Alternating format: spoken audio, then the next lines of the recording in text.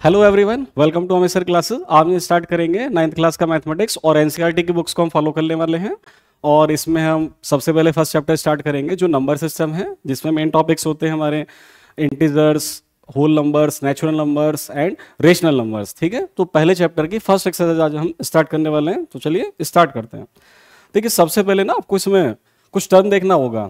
जो पहले डेफिनेशन आती है, सबसे पहले डेफिनेशन आती है natural number. First definition is natural numbers. Then हम देखेंगे whole numbers.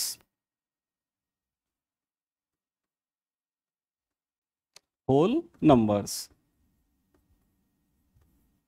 और फिर हम बात करेंगे बच्चों इंटीजर्स की। तीसरी टाइप होती है इंटीजर्स। ठीक है, इंटीजर्स। इनके स्टैंडर्ड नोटेशन, नेचुरल नंबर के सेट को हम n से लिखेंगे। नेचुरल नंबर के सेट्स को हम बच्चों n से लिखने वाले हैं। ठीक है, और नेचुरल नंबर्स में जितने भी काउंटिंग नंबर्स होते हैं 1 2 3 4, ये सब इनको बोलेंगे हम नेचुरल नंबर्स। ठीक है, जो काउंटिंग नंबर्स होते हैं। देखो, जीरो काउंटिंग नंबर नहीं होता है। जब हम काउंटिंग स्टार्ट करते हैं, जैसे आपसे बोला आप अपनी क्लास में काउंट करो आज कितने स्टूडेंट्स हैं, तो आप 1 से स्टार्ट करेंगे ना, 1 2 3 4 5 ऐसे काउंट करेंगे। जीरो तो नहीं बोलते ना, तो जीरो ध्यान रखना, zero is not A counting number. Counting number कहां से स्टार्ट होते हैं? 1 से। तो ये जो पूरा कलेक्शन होता है बच्चों, इस कलेक्शन को या तो सेट बोलेंगे या नेचुरल नंबर्स बोलेंगे। This is the set of natural numbers. इस ब्रैकेट को सेट लिखेंगे हम। अच्छा, इसके अंदर आप यदि एक जीरो भी ऐड कर लेते हैं, इस सेट में आप यदि जीरो को भी कंसीडर कर लेते हो, जीरो लो इस सेट में डाल दो, तो फिर इस सेट को बोलते हैं होल नंबर्स का set. This is the whole number. 1 2 3 इस तरह से। तो हम ये भी कह सकते हैं बच्चों, we can also say that the, और सॉरी ये एन नहीं बच्चों, होल नंबर के सेट को हम डब्ल्यू से लिखेंगे। किससे लिखेंगे? डब्ल्यू से। ये डब्ल्यू स्टार्ट है तो उसको डब्ल्यू से लिखते हैं बच्चों।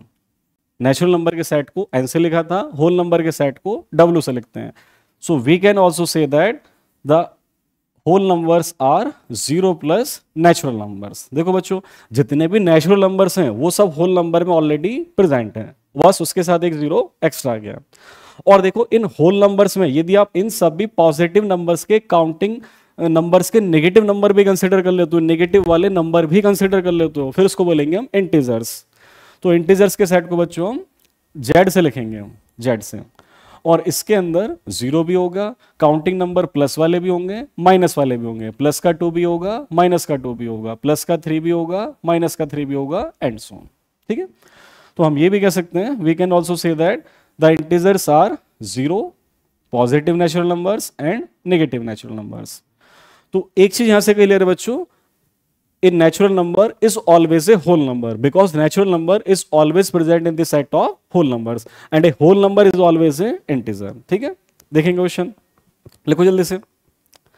ठीक है, नोट कर लिया आपने। नेक्स्ट, फिर इसमें एक इंपॉर्टेंट टर्म आती है बच्चों, रेशनल नंबर। इस चैप्टर की सबसे इंपॉर्टेंट डेफिनेशन रेशनल नंबर आती है। रेशनल नंबर, ठीक है, इसको डिफाइन करते हैं। इसको ऐसे डिफाइन किया हुआ है, इन नंबर आर इज कॉल्ड, इन number are is called a rational number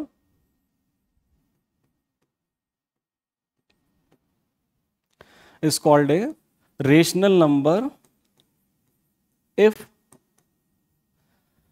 it can be written, if it can be written in the form of, if it can be written in the form of p by q। ठीक है, और साथ में condition bounded where p and q are integers। ये first condition, where p and q are integers, these must be integers, जो last वाला set था। And second condition, q is not zero. ठीक है ना, q is non zero, q zero नहीं होना चाहिए। वैसे तो दो ही कंडीशन दी हुई आपकी एनसीईआरटी में, बट हायर क्लासेस में आप ये भी पढ़ेंगे, मैं एक्स्ट्रा लिख देता हूं, 10th क्लास में है सभी है। HCF of P and Q is 1। HCF already आपने पढ़ा हुआ है, हाईएस्ट कॉमन फैक्टर। तो देखो डेफिनेशन ये हुआ, कोई भी नंबर R को हम एक रेशनल नंबर तब बोलेंगे जब उसको हम किस फॉर्म में लिख सकते हैं, जब उस नंबर को आप P बाई क्यू के फॉर्म में लिख सकते हैं, यानी something by something, P by Q. And condition bounded, these two numbers must be integers. And second condition, Q must be non zero, नीचे वाला नॉन जीरो होना चाहिए। और थर्ड कंडीशन जो एक्स्ट्रा है आपकी बुक में नहीं दी हुई है वैसे यहाँ पर, थर्ड कंडीशन ये है कि P और Q का जो कॉमन फैक्टर है वो 1 के अलावा कुछ नहीं होना चाहिए। मींस ऐसा कोई भी नंबर नहीं अदर देन 1 जो P और Q को एक साथ कंप्लीटली डिवाइड कर सकता है। ठीक है, कॉमन फैक्टर इनका हाईएस्ट कॉमन फैक्टर 1 से अलावा कुछ भी नहीं है। ठीक है, पर फर्स्ट दो कंडीशन से ही काम चल जाता है। अब एक एग्जाम्पल देख लो, जस्ट फॉर एग्जाम्पल, इनकेस हम लिखते हैं यहां पर 1/3। तो देखो 1/3 इज ए रेशनल नंबर, ये रेशनल नंबर होगा बच्चों। ठीक है, इसमें कोई प्रॉब्लम नहीं है, इज ए रेशनल नंबर। ठीक है, because it is in the form of P by Q. ये P बाई क्यू की फॉर्म का आप देखो, यहां पर कंपेयर करो, यहां पर P के प्लेस पर क्या है बच्चों, ऊपर वाले नंबर को हम P बोलते हैं और नीचे वाले नंबर को हम Q बोलते हैं। और साथ में सेकंड कंडीशन देख लो, Q जीरो नहीं है, जो नीचे वाला डिजिट है वो जीरो नहीं है। और P और Q का जो हाईएस्ट कॉमन फैक्टर है, मींस ऐसा नंबर जो 1 और 3 को डिवाइड कर सकता है, वो 1 ही है, 1 के अलावा कुछ भी नहीं है। तो ये 1/3 बच्चों इन तीनों कंडीशन को फुलफिल कर रहा है। Therefore P by Q is a rational number, is A correct statement. ठीक है, जल्दी से कॉपी करो। अब हम आएंगे एक्सरसाइज पर। ठीक है, तो एक्सरसाइज आप देखना, एक्सरसाइज का जो पहला क्वेश्चन दिया हुआ है बच्चों वो हम निकालेंगे इसमें। First question of the exercise, देखो ये तो हमारी बुक्स दी हुई है एनसीईआरटी की, इनकेस आपके पास नहीं है आप स्क्रीनशॉट ले सकते हो। ठीक है, ये सब आपका सिलेबस दिया हुआ है। यहां पर रेशनल नंबर को डिफाइन किया हुआ था, देखो किसी नंबर को रेशनल नंबर कब बोलते हैं। और ध्यान से देख लो, केवल फर्स्ट टू कंडीशन दी हुई है। A number is called rational number if it can be written in the form of P by Q. P and Q are integers, and Q is non-zero. और थर्ड कंडीशन देख लो, नहीं है आपकी book में। बाकी जल्दी से ये सब दिखाया हुआ है। और फर्स्ट एक्सरसाइज में आप देख सकते हो ओनली 4 क्वेश्चंस हैं। ये हमने एक स्लाइड पे लिए हुए हैं, हम स्लाइड से क्वेश्चन करते हैं।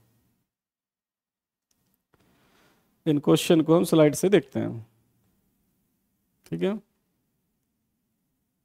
ये क्वेश्चन हमारे स्लाइड पर भी हैं, और नहीं है तो मैं आपको, तो यहां से वैसे आपको दिख रहा होगा। पहला क्वेश्चन देखो क्या है बच्चों, पहला क्वेश्चन है, is zero a rational number? क्या जीरो एक रेशनल नंबर है? आप देखो, अपने आप करके देखो, इतने में क्वेश्चन देखता हूं कहां बना है।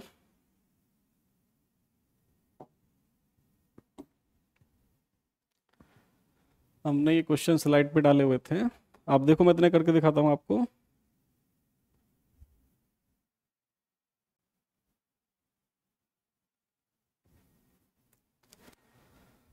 ये क्वेश्चन हमने डाले थे, ये ठीक है। हाँ, फर्स्ट क्वेश्चन है बच्चों, देखो is zero a rational number? क्या जीरो एक रेशनल नंबर है? तो यस, इस क्वेश्चन का आंसर हो जाएगा yes. Reason, zero can be written in the form of P by Q. आप देखो ये इसका रीजन है, हम जीरो को 0/1 तो लिख सकते हैं ना, तो बस आप लिखेंगे yes, zero is a rational number, ये रेशनल नंबर है। ठीक है, because it can be written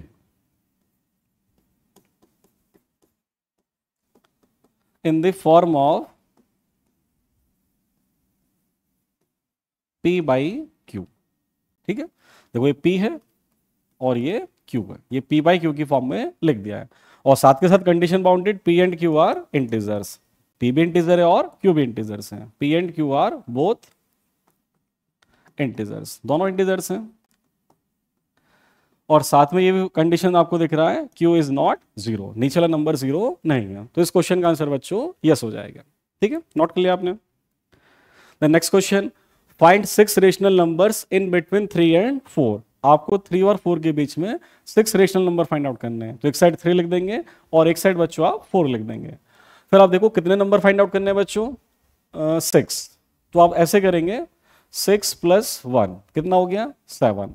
तो ये ट्रिक है, जितने नंबर फाइंड आउट करने उसमें 1 ऐड कर देंगे।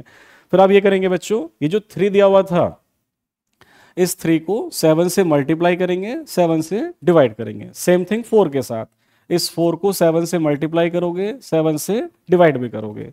अब देखो कितना हो गया, 7 3 जा 21/7 हो गया, ठीक है। और ये 28/7 हो गया, 7 4 जा 28। अब सिंपली आप इंक्रीज कर देंगे। 21 के बाद क्या था बच्चों 22, 22 के बाद क्या था 23, 23 के बाद 24। जितने नंबर फाइंड आउट करने हैं वहां तक लिखते चले जाओ आप, 25, 26 और 27। और अपॉन में क्या 7, ये 21/7, 22/7, बस ऐसे लिखते चले जाएंगे। So these are the 6 rational numbers. ये हमने 6 रेशनल नंबर ही फाइंड आउट कर दिए बच्चों। This is the first rational number, this one second, this one third, this one fourth, this one fifth, this one six rational number. ठीक है बच्चों, फिर से देख लो, 3 और 4 के बीच में हमको 3 और 4 के बीच में 6 नंबर फाइंड आउट करने थे। +1 किया 7, 7 का मल्टीप्लाई 7 का डिवाइड, 21/7 28/7 के बीच में 22 से स्टार्ट करके 27/7 तक लिख देंगे। ठीक है बच्चों, ये 6 नंबर्स हैं। जल्दी से कॉपी करेंगे, ठीक है। अगला क्वेश्चन फिर मैं आपको दिखाता हूं। अगला क्वेश्चन है बच्चों, करो ट्राई आप। इस बार 3/5 और 4/5 के बीच में करना है, और बिल्कुल सेम ऐसा ही क्वेश्चन है जैसे किया था। ठीक है, करो बच्चों, बिल्कुल ऐसे करो। 3/5 और 4/5 के बीच में इस बार 5 रेशनल नंबर फाइंड आउट करने हैं। तो इसको तो और भी इजी करो बेटा आप। देखो 3/5 लिखा हुआ है, ठीक है। 3/5 को लिख लो 30/50, ऊपर भी और नीचे भी 10 का मल्टीप्लाई कर लिया। और 4/5 को लिख लो आप बच्चों 40/50। 4/5 था बेसिकली ये, पर हमने ऊपर भी 10 का मल्टीप्लाई किया और नीचे भी 10 का मल्टीप्लाई किया। अब बस जैसे पहले किया था, 30 के बाद देख लो, 30 के बाद क्या था बच्चों, 30 के बाद 31 अपॉन में 50, 31 के बाद 32 अपॉन 50, 32 के बाद 33/50, देन 34/50 एंड 35/50। ठीक है, हमको 5 ही रैशनल नंबर्स फाइंड आउट करने थे ये। So these are the 5 rational numbers in between 3/5 and 4/5। This is the first, second, third, fourth and fifth rational numbers. आप लिख सकते हैं सिर्फ first, second, third, fourth and fifth rational numbers. तो आ रहा है बच्चों समझ में? ठीक है, बहुत ईजी है, जल्दी से कॉपी करो। ये 3/4 4/5 के बीच में 5 रेशनल नंबर्स हैं। जल्दी से कॉपी करो। नेक्स्ट देखो, स्टेटमेंट नहीं है, every natural number is a whole number. आपको ट्रू और फॉल्स बताना है कि कौन सा स्टेटमेंट ट्रू है और कौन सा स्टेटमेंट फॉल्स है। तो देखो बच्चों, पहला स्टेटमेंट या एक बार फिर से रिवाइज करो आप। नेचुरल नंबर के सेट में क्या लिखा था हमने बच्चों, काउंटिंग नंबर्स थे 1 2 3 4, these are the natural numbers. फिर रिकॉल करो, होल नंबर में क्या डिफरेंस था, होल नंबर में एक जीरो और एक्स्ट्रा आ गया था, और उसके अलावा ये सब नंबर सारे प्रेजेंट थे 1 2 3 4। और बच्चों जो इंटीजर्स थे उसको जेड से लिखा था। इंटीजर्स में बच्चों जीरो भी था, ये सब प्लस के नंबर भी थे, और इनके बच्चों नेगेटिव नंबर्स भी थे। ये ऐसे भी लिख देते हैं हम, माइनस के सब इंटीजर्स आते हैं -3 -2 -1, जीरो भी आता है, और ये सब प्लस में भी आते हैं। ठीक है, ऐसे भी लिखते हैं इंटीजर्स के सेट को। अब देखो 1 बाय 1, पहला स्टेटमेंट, फर्स्ट स्टेटमेंट हमको चेक करना है कि ट्रू है या फॉल्स है। पहला स्टेटमेंट क्या है बच्चों, फर्स्ट स्टेटमेंट हमको दिया हुआ है every natural number is a whole number, तो बच्चों ट्रू होगा, दिस स्टेटमेंट इज ट्रू। ठीक है, ये बोला हुआ every natural number is always a whole number, तो देखो बेटा ट्रू है। जो नेचुरल नंबर होगा वो होल नंबर तो होगा ही होगा। आप देखो 1 नेचुरल नंबर है और ये 1 होल नंबर भी है, 2 नेचुरल नंबर भी है, 2 होल नंबर भी है। तो आप देख लो कोई भी नेचुरल नंबर हमेशा होल नंबर तो होता ही होता है, या ऐसा कोई भी नेचुरल नंबर नहीं है जो होल नंबर नहीं है। तो आप लिख देंगे ये स्टेटमेंट ट्रू है। और कैसे लिखेंगे, since the collection of whole numbers, ये जो होल नंबर्स का कलेक्शन था, अब ये लिख देंगे since the collection of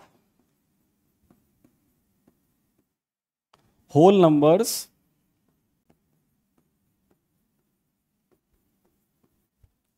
since the collection of whole numbers contains all the natural numbers. Answer आप ऐसे लिखेंगे, contains all the natural numbers, ये इसका आंसर है। ठीक है, इसलिए स्टेटमेंट ट्रू है कि जो होल नंबर का कलेक्शन है इसके अंदर सारे नेचुरल नंबर ऑलरेडी प्रेजेंट है। सेकंड स्टेटमेंट बच्चों, सेकंड दिया हुआ है तो पहला स्टेटमेंट बच्चों ट्रू हो गया। सेकंड है every integer is a whole number, ये बोला हुआ है जो इंटीजर होगा वो हमेशा होल नंबर होगा। बेटा नहीं, दिस इज फॉल्स, ये स्टेटमेंट गलत है। अब ऐसे देखो, -3 को देख लो आप या -2 को देख लो, कोई भी एक नंबर, आपकी बुक में आंसर -2 से दिखाया हुआ है। -2 देखो बच्चों, -2 इंटीजर तो है बट -2 इसके अंदर नहीं आ रहा है, तो आप लिख देंगे ये स्टेटमेंट फॉल्स है। और एक एग्जाम्पल बता देंगे, -2 इज इंटीजर, ये इंटीजर तो है but it is not a whole number. ये इंटीजर तो है बच्चों बट ये होल नंबर नहीं है। तो ये जो स्टेटमेंट था बच्चों ये फॉल्स हो गया, this is not true. Integer हमेशा होल नंबर नहीं होगा, ये इंटीजर है लेकिन होल नंबर नहीं है। और ऐसे बच्चों एक थर्ड स्टेटमेंट, थर्ड देखो, every rational number is a whole number. बच्चों ये भी गलत है, दिस इज ऑल्सो फॉल्स, आप लिख देंगे दिस स्टेटमेंट इज फॉल्स। और एक आप एग्जाम्पल देकर इस बात को जस्टिफाई कर देंगे। फॉर एग्जाम्पल देखो, आप जैसे 1/2 को देखो बच्चों, 1/2 रेशनल नंबर तो है, क्योंकि रेशनल नंबर क्या होते हैं जो p/q की फॉर्म में होते हैं, ये p/q की फॉर्म का है, ये रेशनल तो है, इज रेशनल बट नॉट क्या ए होल नंबर। ये होल नंबर नहीं है बच्चों, but not a whole number. देखो होल नंबर क्या था, होल नंबर में ये सब आते हैं, तो देखो 1/2 इसमें तो नहीं आ रहा ना, 1/2 रेशनल है, we know that already, but it is not a whole number, तो ये स्टेटमेंट फॉल्स हो जाएगा। तो first one is true and rest two are false. ठीक है बच्चों, तो हमने इस तरह से ये चैप्टर फर्स्ट की जो फर्स्ट एक्सरसाइज थी वो हमने कंप्लीट किया है। होप आपको समझ में आया होगा, अदरवाइज वीडियो को बार बार देखिए, आपको अच्छे समझ में आएगा। So thank you very much बच्चों वीडियो देखने के लिए। वीडियो अच्छी लगी तो लाइक करना और अपने फ्रेंड्स को शेयर करना और चैनल को सब्सक्राइब करना। Thank you.